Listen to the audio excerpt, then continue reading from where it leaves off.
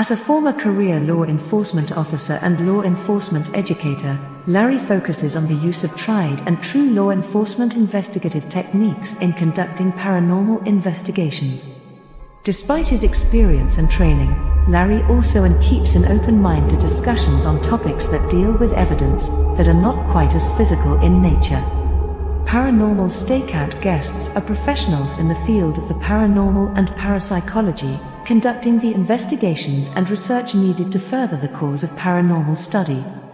Larry advocates an agenda of standardization of structure and training in the field of paranormal investigation and research for the purpose of one day being able to produce the evidence needed to convince a jury of the existence of the paranormal. Whether it is ghosts, UFOs, unsolved mysteries, hauntings or cryptids, no topic is beyond the investigative reach of Larry Lawson and the Paranormal Stakeout radio TV show team. Now, here is the host of the Paranormal Stakeout radio TV show, Larry Lawson.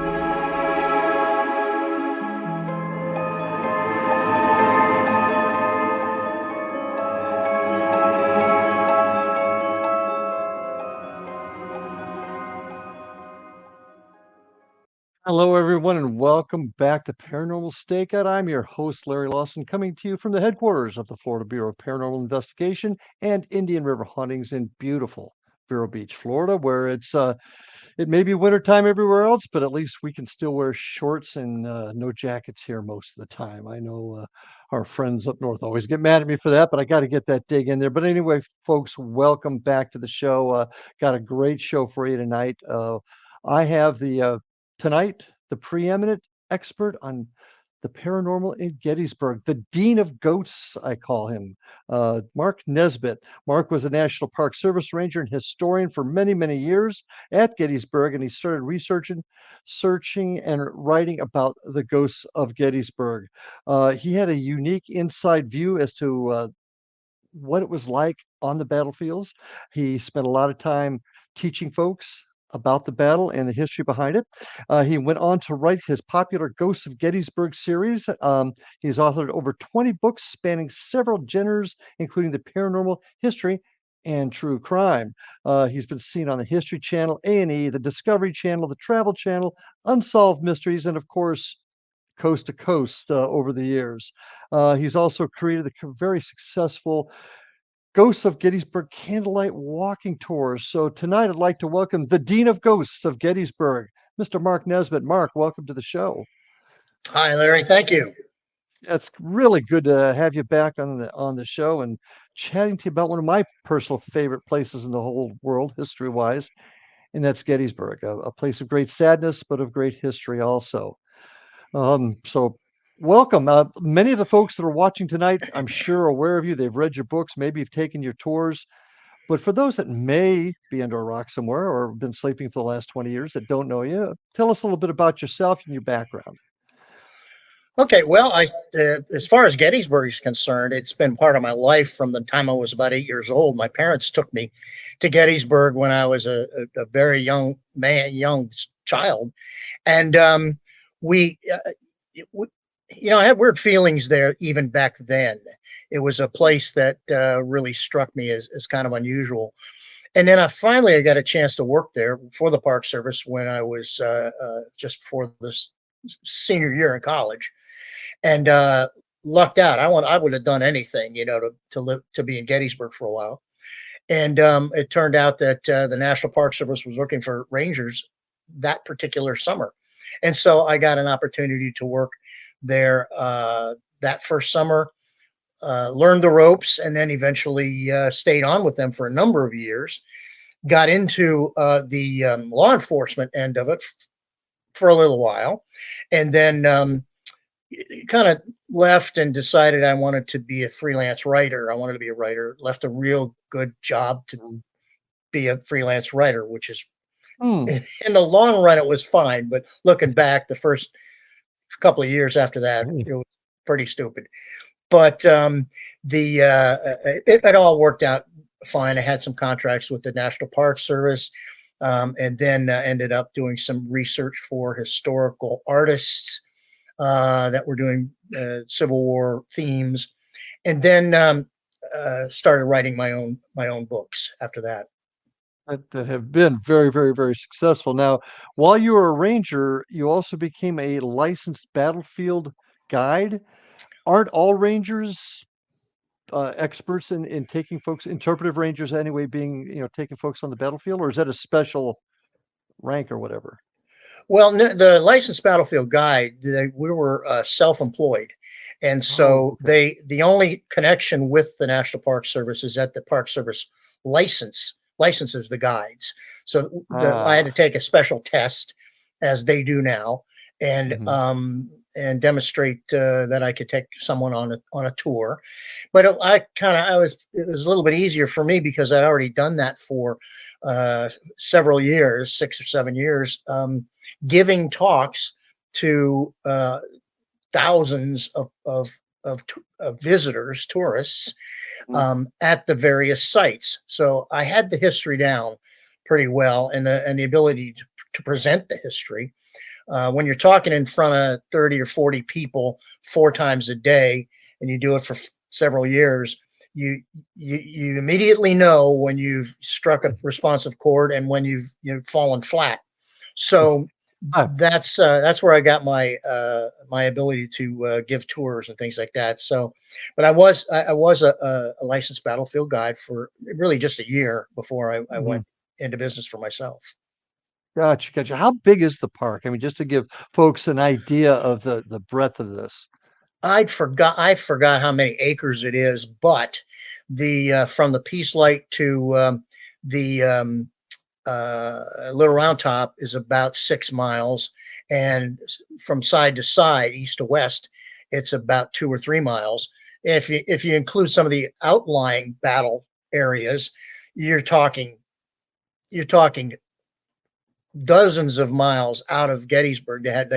They fought in Carlisle, which Right. is 30 miles north and then on a retreat, they fought all through the mountains and on the way back to Williamsport, um, uh, Maryland, and when the Confederates finally crossed the river there. So it Mm, was. People think it just happened on the park, okay, that the battle mhm. and the fighting just took place on the park, but it was vast. They, in fact, I was just reading the other day about some uh, pretty good earthworks that are still visible in Bedford, Pennsylvania. That's an hour and a half from Oh, Gettysburg driving. mm. So Wow. it was a huge battle and a huge campaign, and people think that the only place it could possibly be haunted by the soldiers that died or were wounded in the battle um, is on the park. So that's where they want to do their paranormal investigations, and you can't because of the law. But there are Mhm. plenty of other places to go that you can do investigations. Well, that's interesting you bring that up. You cannot conduct a private paranormal investigation anywhere within the actual park, and that's federal law, or Well, no, actually it's kind of up to the individual superintendent, but mm, they have closed the park from dusk till dawn. It used to be 10 o'clock that you could stay on the battlefield until, or on the park until, but they've closed it now from dusk till dawn, to sunset to sunrise. And but you can do, if you're discreet, you can do a paranormal investigation on the battlefield, on the park, really anytime, as long as you don't, you know, have you're not blatant about it. 50, yeah, 50 people in your group, or you're Uh-huh. charging. You can't charge money because that's a commercial enterprise, and you Sure. need a special permit for that.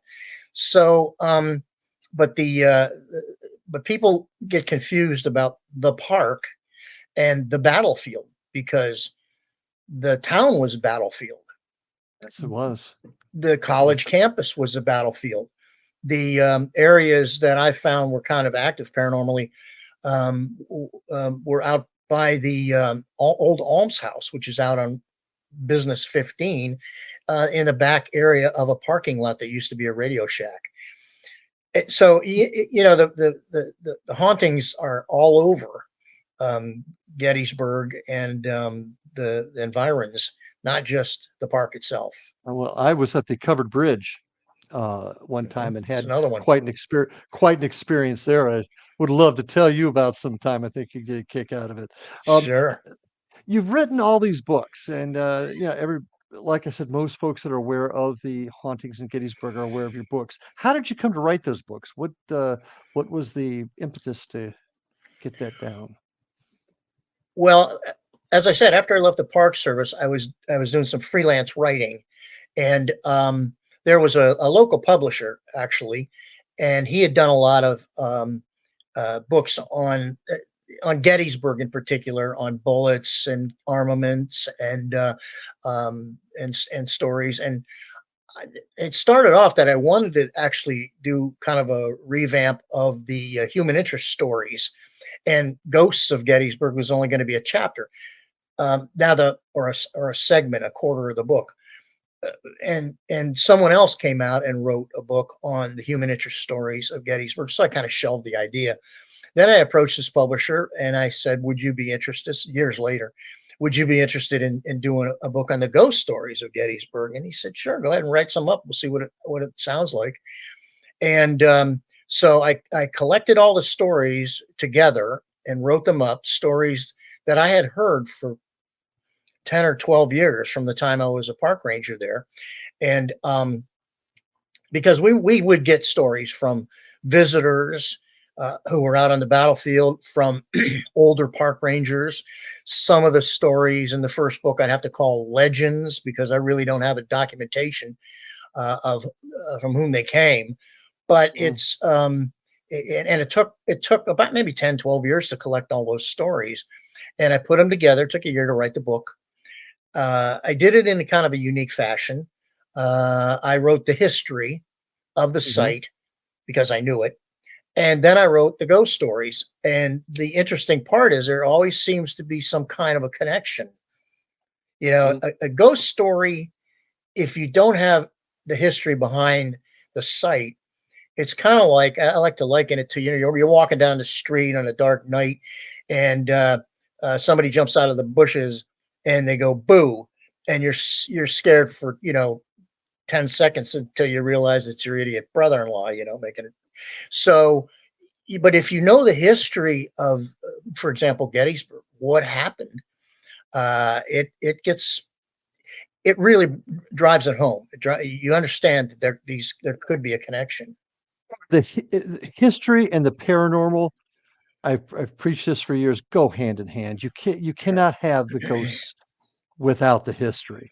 Right. Um, now these books that you developed over the years later became tours, and you started taking people through tours of Gettysburg. How long have you been doing those now? We're in our 30th season. Wow. 30. Yeah, I got old fast. I can't believe it. But yeah, actually the borough came to me. A fellow from the borough came to me, Well, and before we do that, we're just about to take our first break. And that's how these things go. We get that's talking and fine. we got to take those breaks. But we're going to get back to the tours in just a few minutes, folks. Mark Nesbitt, don't leave us. Got some great stories. We'll be back right after these messages. And we are back with my guest tonight, Mark Nesbitt. Now, Mark, we are about ready to get into your fairly well-known, I would say, famous tours up there in Gettysburg. You were getting ready to tell us how the town came to you, and tell us about that. Well, Walt Powell was the borough historian at the time, and I had served with him on some uh, boards of directors of historic places and sites and things. And he they were having a little bit of a problem in Gettysburg because they had just redone over the years the downtown area around the center square of town, and buildings were refurbished and trees were planted and everything. But they seemed to have trouble getting people up there because everybody centered on the tourist area, which is down on Steinway Avenue, closer to the Pickett's Charge area. And so he said, "Do you think you could develop a tour using your books of the downtown area, and maybe it'll help draw some people to the downtown, and we can show them that. So I suggest, sure, I can give it a try because I had developed tours for the Park Service before. So I put together a tour, and it's kind of interesting because going into it and as a business was kind of interesting because all of a sudden I had to I spent $3,000 on a brochures. I Mm. contracted with a teacher who had the summer off and said, "Is $3,000 too much or not enough to get you to sell tickets?" You know, and she said, "I'm in for 3 grand." So already I'm into it for 6,000. I remember the first night that the tours went off, and I was standing there in the center square, and I was doing a head count, and we were charging $6 a tour back in those days, and I counted 10 people. Hmm. So I'm going, "Oh, Mark, what in the world did you do now?" I gotta come What have up I with got 6 grand. myself into? Yeah. Yeah, but it gradually, we were lucky because we were the first ones, and everybody was interested in it. All the local TV stations came and did stories on it, and radio stations and everything. So I was very lucky because we had great publicity for it.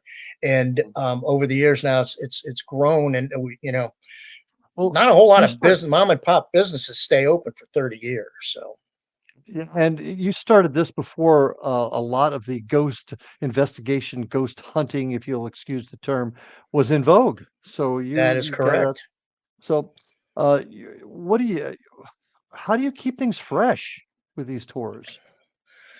Well, I'm actually on Ghosts of Gettysburg 9 now. So the stories keep coming in. Hmm. And so we can change those stories anytime we want because it's not recorded. We have live guides. And the guides also lend something to it as well because we promise an hour and 15 minutes or an hour and a half or an hour and 45 minutes per tour, depending on what tour you take. And the guides can choose. So if, whatever stories they want, I give them more stories than they can use on one tour.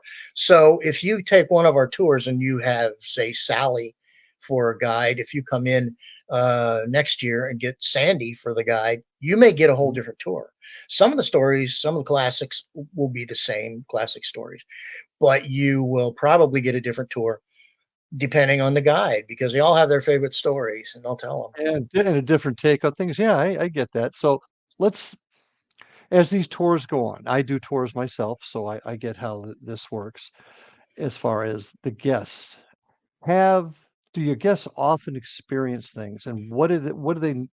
What's the most common experience that your guests have? Guests do experience things, and it, it, it it's not always visual. In fact, it Mm, rarely is, because mm, if you look at my books and do a little survey of them, you find out that only about 10% of all the stories in my books are visuals. Um, the most common um, experience is auditory. You'll hear something at Gettysburg before you'll see it, and they report hearing footsteps following the tour, and they'll turn around and nobody. They're the last ones on the street, mm, and they've also heard cheering, large bodies of men cheering. They'll hear cannons firing, the mhm, rattle of musketry. They'll hear that. They have heard that. The other thing that happens, because all the senses are involved when you're having an experience, a paranormal experience, is the is olfactory. People will smell things on our mhm, tours. For example, they'll smell. They come back and they say, "I smell rotten eggs on the," and there's no reason for it. And I said, "Well, not a normal reason, but there may be a paranormal reason. Of course, that's sulfur." And sulfur Mm, was one of the main components of black powder, which mhm. was the main propellant in those days for the weapons that they used. Um, they'll smell old-fashioned perfume. They said my grandmother used to wear that perfume, and what they're probably smelling is a remnant of the women in Gettysburg who would go out right after the battle and try and do their shopping, and the wind would change, and the smell of decomposition would roll through the town, and they'd soak their handkerchiefs in this lilac water or rose water, and just put it up to their nose when Mhm. this would happen, and because you can't run away from that smell, it's pretty pervasive. So those are some of the things that our people have experienced, and photographs as well. Photographs I'm always a little leery about because a lot of them are in windows. Windows have reflections, and Pareidolia. so yeah, exactly. And so you have to be Mhm. a little careful about some of that stuff. But Sachs Bridge, as you mentioned, Mm, is yeah. now it's not on our tour, but it's a very active place, and there aren't any windows out there to get any reflections from. Yeah, I've got a very significant story on that bridge where a large chain fell as we were sitting inside of it, and I snapped a picture just as it happened, and everybody's looking at it like, "What was that?" Hmm. But there was no chain. There Hmm. was no chain that fell, so that Oh, sure. and a couple of other things that I want to but yeah, Sachs Bridge is Yeah. and that's an interesting story because, can you tell us what happened there? That was a significant, event. S Right. Sachs Bridge was actually used. That is virtually the original bridge. Probably 80% of it Oh, is original. Um, and it was used by both Union and Confederates to get to the battlefield, and eventually ended up in the rear of the Confederate line. And so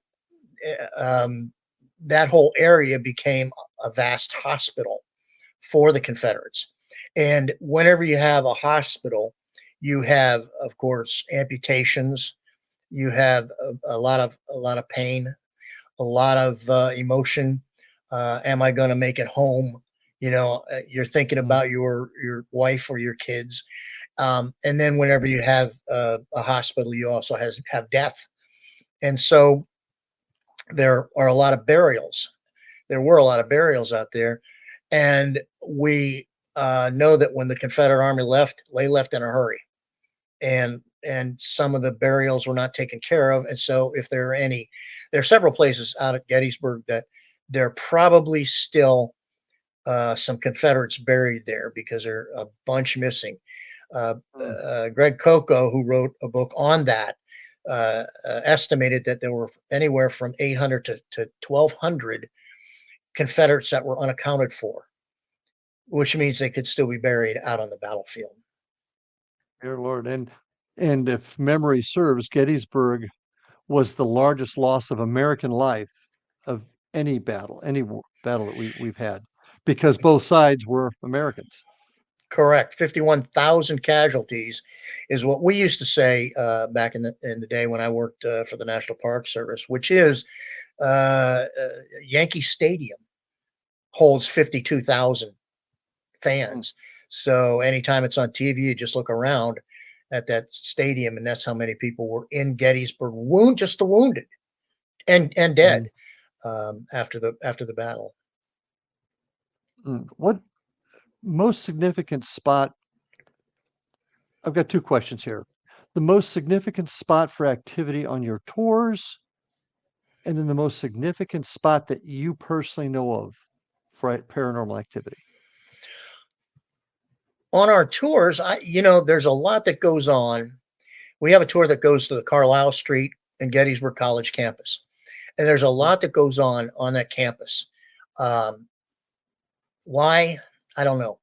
I think it's because of all the energy that's up there. We all know what a college campus is like, especially like on a Saturday night after a football game and everything. There's a lot of energy, and my theory is that the ghosts need energy from somewhere because they don't eat.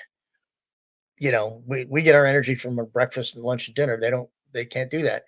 So I think they maybe borrow it from us. or from, for example, moving water, like Sachs Bridge, the water that Yeah. goes underneath Yep. that. There's a lot of energy at what 1,300 pounds a square a cubic yard of water. There's a Hmm. lot of energy there, and so I would say the Gettysburg College campus is probably pretty active. And as far as the battlefield is concerned, people always ask me, "Where's the most haunted place on the battlefield?" And I tell them it changes, but there are two that we know of for sure. One would be Devil's Den, and the other Yep. would be right next to it, the Triangular Field. Angular I've gotten field. more Yeah. stories from that area, and they just keep coming in. So Yeah, and people don't realize there's still Gettysburg College is still a very active, very vibrant university there. So this is a lot. This is a lively town. It isn't just stuck in history. It keeps growing. oh yeah, yeah, it does. We have, and they're are always trying to do things for the visitors, for the tourists in town. Like we had a huge Christmas week that went on, and obviously the 4th of July is right on the anniversary of the battle. July 1st, 2nd, and 3rd, 1863 was the battle. 4th of July weekend. So there's a lot of activity throughout the year in Yeah. Gettysburg, not just in the summertime. One of my favorite stories, I think it was in actually one of the college dorms where somebody took an elevator downstairs and they opened it and there was a battlefield hospital in there. Is Yeah. that a pretty true story, I guess, right? Well, yeah, that's when one of my books, in my first book, and then Uh-huh. it turns out that I knew the people that happened to, Uh-huh. and I researched it. So I did. Well, We take a before you break. do yeah, we Okay, gotta take a break, but that's that's okay. fine. We keep people hanging that way, so stay with us, Yeah, folks. well, We're gonna hear about the battlefield hospital that appeared inside the college building. So stay with us. We'll be back right after these messages. And we are back with my guest tonight, Mark Nesbitt. We were just about ready to get into one of the more interesting stories that I'm aware of out of Gettysburg. And it was a building where some folks took an elevator. They went to I'm going to say the basement, as memory serves, and the doors open, and they're in the middle of a Civil War operating room. Uh, so why don't you take that one from the top? You say you know the folks that it yeah. experienced that. uh, the place was Pennsylvania Hall, and it's called Old Dorm, and it was used as a dormitory. At Gettysburg College, it was called Pennsylvania College at the time of the battle. That was one of the three main buildings on the college campus. Being one of the largest buildings, it was confiscated by the surgeons as soon as they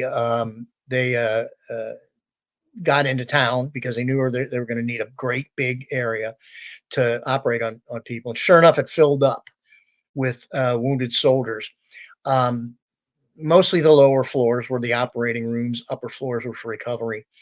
And so it was a pretty horrific sight in that area. So fast forward now to the 1980s, it's now and was then the administration building for Gettysburg College. And a couple of my friends were working late at night at the uh, upstairs on the 4th floor, getting some things taken care of, and they ended up staying too late. And they said, "Okay, let's go. It's time to leave."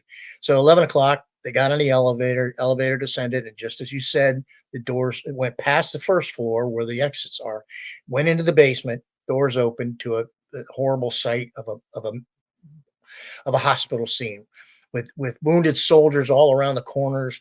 Uh, a surgeon in the middle with a saw, a bloody saw, ready to operate on some poor guy on this makeshift operating table. Well, they couldn't get the elevator to work, of course. It wouldn't Hmm. close. The doors wouldn't close. Finally, they closed, and they ended up going back up to the first floor. Went immediately over to security to report this. Now, the security guard became a friend of mine later on, and I interviewed him about it. And he said, "Yes, they were scared to death, and we went right over there. It was a minute between the time they got to me and we got over there." And they went down in the elevator again. The doors open, and it was pristine. It was all whitewashed because that's the way it was before. They had their computer parts and the paper and stuff and everything down there. So there's no explanation for that. But the strange part is a number of years Stranger than later, that? stranger than that. Well, it's actually, it's kind of interesting because I always look for this. I have a chapter called Deja Vu in my last book. What I realized is after 20 some years, things are happening again in the same site, same venue, whole different set of people, same events. Okay, so I'm starting to collect those. And this was one of them. I was doing an autographing at Gettysburg College, and a couple came up to me and they said, "We know that woman that happened to." I said, and I named the two. They said, "No." I said, "What's going on? Do you have another name?" And they gave me another name. The circumstances were a little different. She was actually working for a auditing firm out of Lancaster. They came to audit Gettysburg College. She was up on the top floor. They asked her, "Would you please go down to the cars and get some paperwork?" She got in the elevator and went down, doors open, and she had exactly the same experience. I called her up. I interviewed her, and she said, and she just told me the story, the same description that I got from the security officer. So that's two, actually three individuals that had exactly the same experience in that building, and I'm tracking down a fourth. Uh, Interesting. uh, yeah, but the reason I'm interested in this deja vu thing, in other words, things that happen again, is because you're a paranormal researcher. You can't. It's very difficult to do a scientific study of these, because one of the things the scientific method requires is for you to experiment and recreate the Great. experiment Yeah. so that it can be done over and over and over again. Virtually impossible. But what we can do is we can, with good recording techniques, we can get these events that are happening in the same place over and over again and record them. Mhm. And so now all of a sudden you do have an experiment that's being done over and over and over again, but we're just recording it, and it's happened all over, all the time in the battlefield if you study them long enough. Well, this is good. This kind of causes me to gut off my track of it because I had some other questions to go along with this, and we may get to that in our fourth session. But this makes me want to kind of head down a different road. And it's a rhetorical question, but Mark, do you believe that ghosts exist? I'm assuming at this point, yes. Well, Would that be correct? I really didn't. I'm. Let me put it this way: I'm a skeptic. Okay, I'm Okay. trying to remain a skeptic as much as I possibly can. Being objective. Writers are supposed to be objective. That's what I try and Mhm. do. As are cops. However, I've run into three or four different scientific theories and scientific proofs that it's possible for ghosts to exist. Okay. Um, and some of it goes to directly to quantum. There are things in Quantum quantum physics. theory, physics. But one of the things, for example, one of the things is a researcher in the old in Polish research in the old Soviet Union, back when they could do tests like this, did tests on dying people, and he realized that under death, when you're dying, the body at the point of death gives off photons, a huge burst of light energy that's 1,000 times greater than what we give off when we're alive. He called it a death shout that the body gives off, and of course, that kind of goes along with what's known as a stone recorder theory, which says that Mm. whatever if there's some sort of quartz around, then there's a very good possibility that electromagnetism can be captured in that. You see where I'm going with this? Oh, I You got do. I do. thousands of men dying in one area. You have Gettysburg full of granite which is Mhm. full of quartz.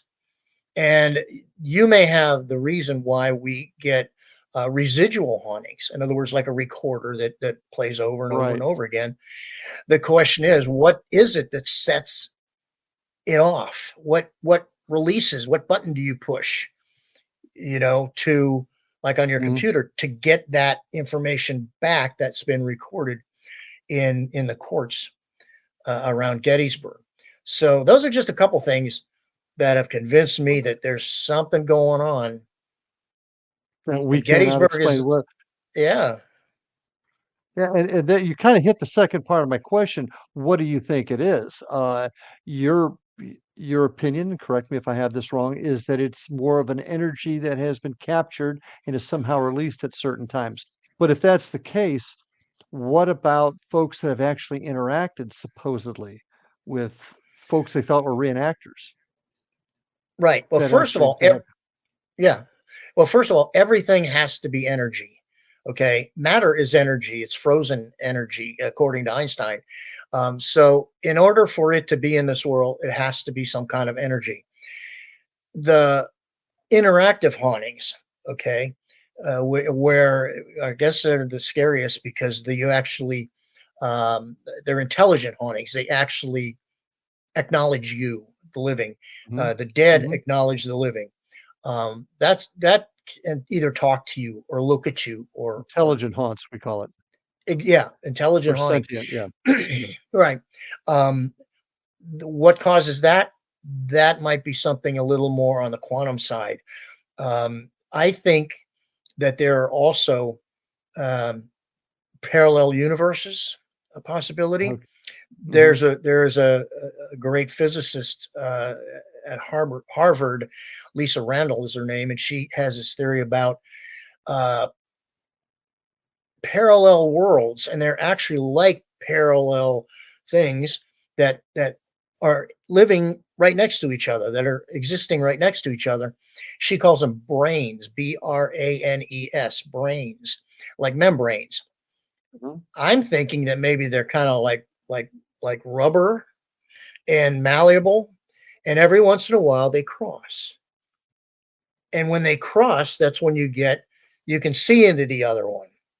Okay. Sometimes we'll Mhm, call it a warp, where it seems like the time mhm. rips open and then it closes. Doesn't last very long. But that would be a physics explanation for why we have intelligent hauntings. But that would cause, for example, and I don't remember the details of this story, was where a guest at the park saw an individual in a union uniform, I believe, and they actually talked and they interacted, and then she turned around and he was gone. Th Through that theory, I come to the conclusion that at least one side knows they're passing back and forth, and therefore they're easily able to communicate and not be shocked when they see somebody in another dimension. Does that make sense? Yes, it does. Well, once again, that begs the question. Just like we can occasionally see them, can they see us? Oh, And yeah. apparently they Yeah. can, because they do react to us, to our presence there. And speaking of that story, and speaking deja vu, I did get a second witness to that fellow. Gave the same description. Never read my story. Mhm. Gave the same description to him, and he looked at her, and we think he was from the first Texas. Okay, because Okay. Texas was the unit that took over Devil's Den. Because he stood there, when she looked up, she said this ragged guy was standing in front of me. He looked at me and he pointed at my sweatshirt and he said, "First Texas." And I looked down, and she had worn that burnt orange Texas Oh. football shirt. And she looked down and she looked up and he was gone. But he spoke to her. And so that was a remarkable. That's two from that soldier, if it's the same soldier, and the description was the same. And, yeah, I kinda almost feel the hair standing up now, and the big thing, Mark, is I'm a cop, you were a cop. We look for hard evidence, yet these things keep happening and there's got to be a reason for it. And that's, I know, one of the reasons why you look at this, and certainly one of the reasons why I investigate this. There's something happening. We just don't know what it is. But we got to take our last break here.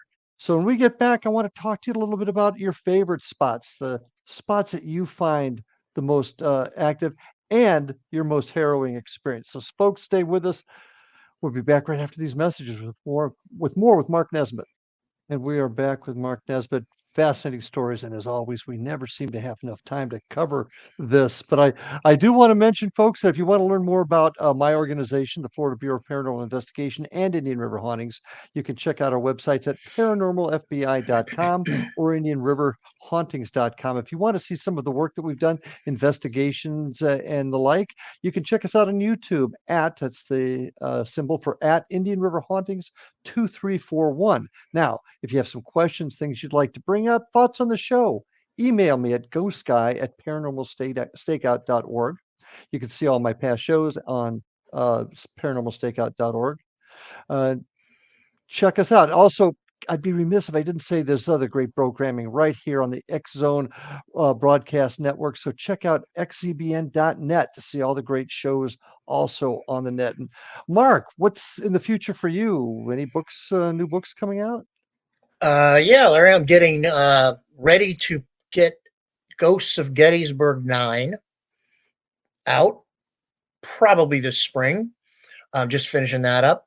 Um, and we have some special events that we do on special weekends with the Ghosts of Gettysburg tours. We have what we call paranormal weekends. We're getting together with a Balladary Inn, which is a wonderful bed and breakfast in Gettysburg, and we're going to do probably 3 or 4 paranormal investigations at sites that I mentioned in my book. Hidden haunted hotspots of Gettysburg, places that I've Oh, never wow. actually done any other books on, some places that not too many people get to go to.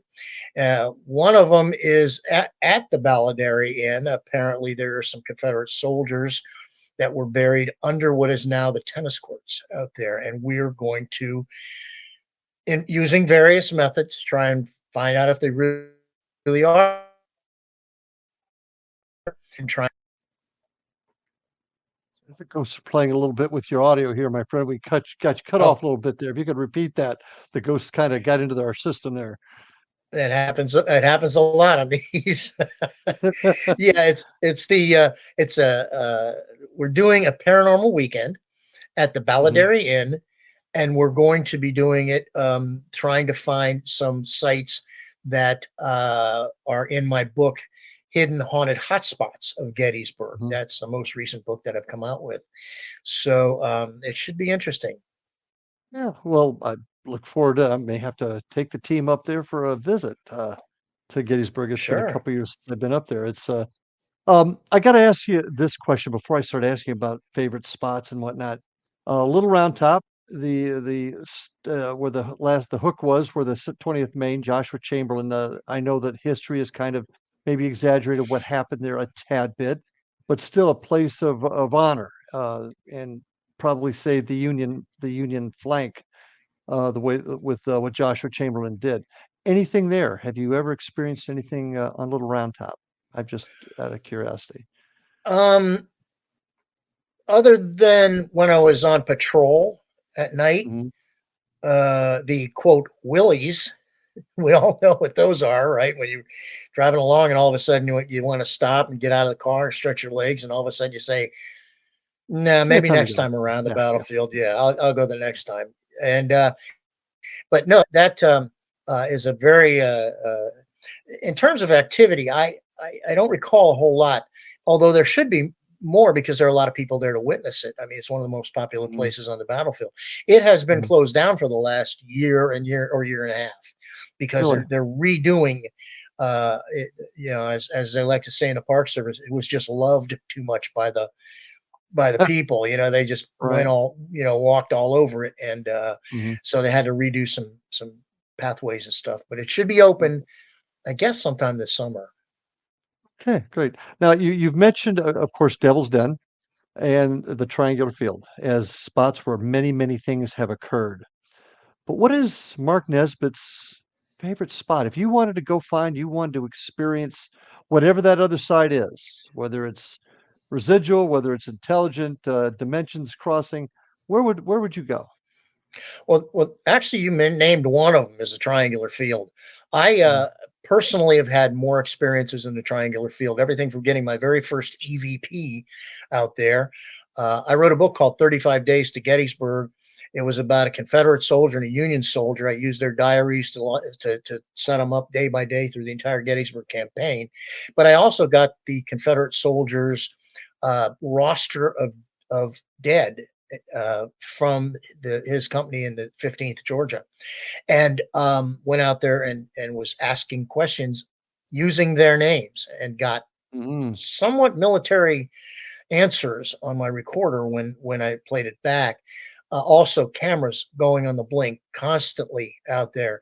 I had Heard that. three of my cameras go, and when people were interviewing me from radio stations, TV stations out there, two TV station, 10, $15,000 cameras went on the blink out there in a triangular field. So that's a very, very active place, at least for me personally. Um, and I'm starting to find some others out there as well.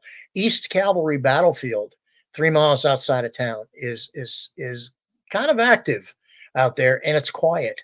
Not a lot of people know about it. Of course, they do now, but not a lot of people know about it. And if you can get out there, you can find spots. One of the largest cavalry battles on the North American continent was fought out there. Ah, okay. Yeah. Ah, the most harrowing experience you have ever had out there, or I should say significant. I mean, I can't see you getting, you know, run dude or whatever. Okay, I can't see that. Uh, but what's the most significant experience you've had on the field? Okay, this is one that I probably should have run away from, but I didn't because I was Okay. fascinated.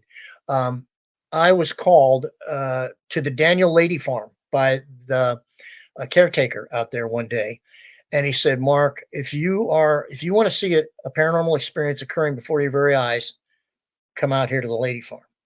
Okay, so I went out to the Lady Farm. Daniel Lady Farm was a hospital at the time, like every place was in Gettysburg, Mhm. and he said, I'm not going to say anything, just going to take you to the room. Yesterday, this was all cleaned up because we had people coming through here and we wanted to look nice. This was the room that was the um, operating room out there.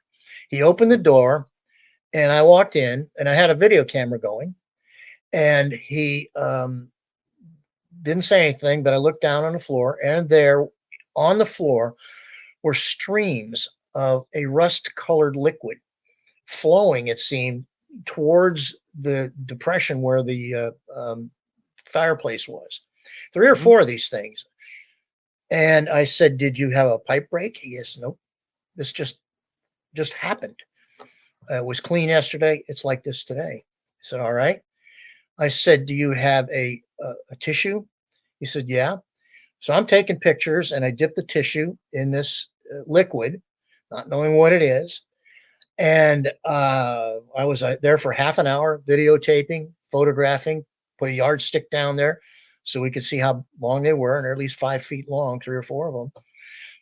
I said, I don't know what to do. He says, I don't know what to do either. I got to go out in the fields. I got work to do, but somehow I got to figure out what I'm going to do with this. I said, okay. So I went back to where we stay in Gettysburg. 2 hours later, I got a phone call, same caretaker. I said, what's up? He says, it's gone. I said, what do you mean it's gone? He said, it disappeared. So jumped back in the van, went out there, I had my videotape going and time Mhm. stamped and everything. And I went in and I looked, and sure enough, it had disappeared. And you have a video of him getting down, squatting down, and rubbing his hand over the spot. He said, it was right here, right? I said, yeah. I said, what the? And he looked at his fingertips.